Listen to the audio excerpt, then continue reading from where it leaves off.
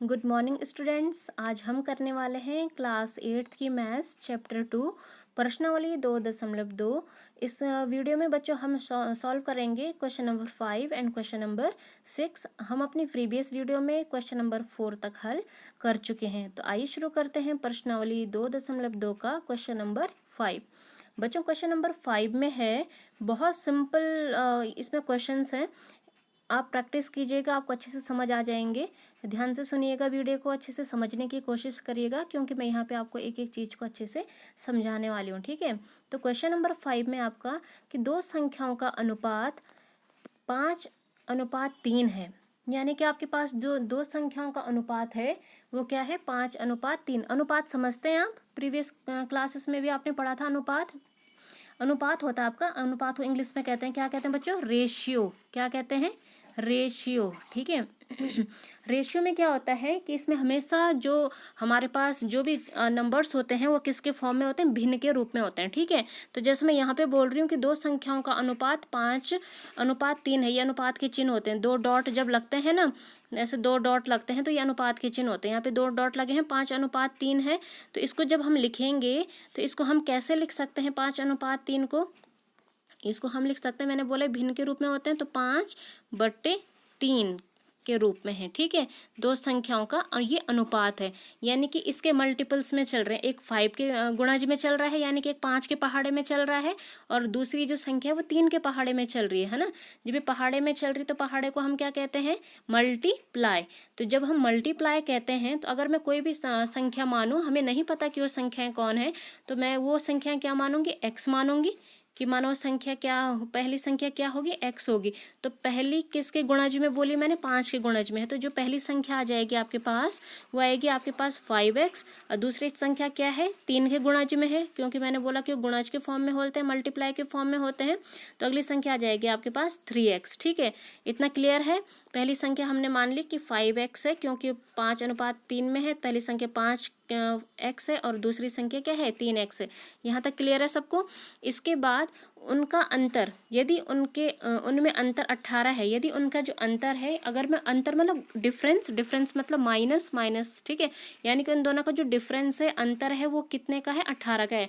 यानी कि 5x अगर पहली संख्या है, बड़ी संख्या में से छोटी तो घटाएंगे ना, तो 3x - 5x मत कीजिएगा आप। पहली संख्या यानी कि 5x - 3x, उन दोनों का जो अंतर है वो क्या है, 18 है। अब ये कह रहा है कि उन संख्याओं को ज्ञात कीजिए। तो इन दोनों को घटा के क्या है, 5x में से 3x गया तो 2x आएगा आपके पास। तो 2x का मान क्या आ जाएगा आपके पास, 18। तो x का जो मान होगा 18/2, यानी कि 9 आ जाएगा। ठीक है, ये चीज़ आपको पहले बताई है ना कि इसके अपॉन में चले जाता है, ये मल्टीप्लाई में इसके साथ। तो जब इक्वल्स टू के, तो ये बाद में आता है, इक्वल्स टू के बाद ही जाता है, मल्टीप्लाई किस में बदल जाता है, डिवाइड में। तो 18/2 हो जाएगा, तो ये 9 आ जाएगा। ठीक है, तो जो हमारे पास x की वैल्यू आ रही है वो क्या आ रही है, 9 आ रही है। तो जो पहली संख्या हमने ली वो क्या ली थी, 5x। तो भैया 5x तो ली थी, लेकिन x हमें पता नहीं था। अब हमारे पास x निकल चुका है, तो मैंने क्या बोला, उसके मल्टीप्लाई में है, यानी कि उसके साथ क्या होगा, मल्टीप्लाई होगा। ठीक है, तो 5 × 9 बराबर कितना आ जाएगा आपके पास, 45 आ जाएगा। अगली संख्या मैंने क्या बोली है, 3x। अब आपके पास x आ चुका है, तो 3x क्या हो जाएगा, 3 × 9 यानी कि 27 ये निकल के आपके पास आ जाएगा। ठीक है, इसके बाद क्वेश्चन नंबर 6 में है, 3 लगातार पूर्णांकों का योग 51 है। 3 लगातार कोई पूर्णांक है, पूर्णांक बताए थे किन्हें कहते हैं, इंटीजर्स को कहते हैं। ठीक है, पूर्णांकों की मैंने परिभाषा आपको बताई थी, वो क्या थे, इंटीजर्स थे। ये क्या होते हैं कि इनका जो योग है, 3 पूर्णांकों को जोड़ने पर हमें क्या प्राप्त होता है, 51 प्राप्त होता है। ठीक है, तो पूर्णांक आपको ज्ञात करने हैं कि वो 3 पूर्णांक भैया कौन कौन से हैं। तो मैंने पहला पूर्णांक मान लिया कि क्या है, x है। पूर्णांक कैसे होते हैं हमारे पास, इसमें 1 2 3 4 ऐसे ये लगातार आते हैं ना, माइनस में भी आते हैं, -1 -2 -3, यानी कि एक एक ही अंतर में चलते हैं। तो जो दूसरी पूर्णांक होगी, जब वो एक एक बढ़ रहे हैं, तो अगली पूर्णांक क्या होगी, x+1। फिर जो तीसरी पूर्णांक आएगी, x+1 तक तो आ गया, फिर उसके बाद फिर एक और बढ़ेगा, x+1+1, यानी कि कितना हो जाएगा, ये x+2। अभी प्रश्न अनुसार क्या कह रहा है कि इन तीनों को जोड़ करके क्या आता है आपके पास, 51 आता है। यानी कि x + x+1 + x+2 को जोड़ने पर आपको 51 प्राप्त होता है।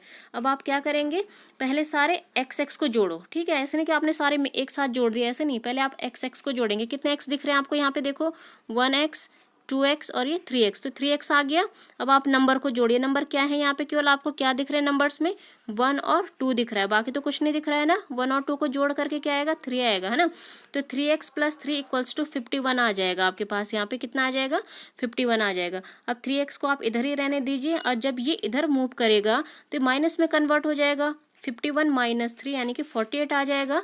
तो 3x इक्वल्स टू 48, तो जो x की वैल्यू आएगी ये आएगी आपके पास 48/3 यानी कि 16, यहाँ से निकल के आ जाएगा, डिवाइड करेंगे आप 3 का जब 48 में 16 आएगा, ठीक है। अब जो पहला पूर्णांक हमारा x निकल चुका है भाई, 16 आ गया। दूसरा क्या बोला है हमने, x + 1 यानी कि 16 + 1, तो ये हो जाएगा आपके पास 17। और तीसरा पूर्णांक क्या बोला है, x + 2 यानी कि 16 + 2 यानी कि 18। तो ये बहुत सिंपल है, आप इसको ट्राई कीजिएगा, प्रैक्टिस कीजिएगा, आपको अच्छे से और ये ढंग से क्लियर होंगे। तो इस वीडियो में मैंने केवल 2 क्वेश्चन लिए हैं, आप 2 क्वेश्चन समझिएगा, लेकिन बहुत अच्छे से समझिएगा, ठीक है। इसके बाद आज के लिए इतना वीडियो काफ़ी है आपका। Thanks for watching this video.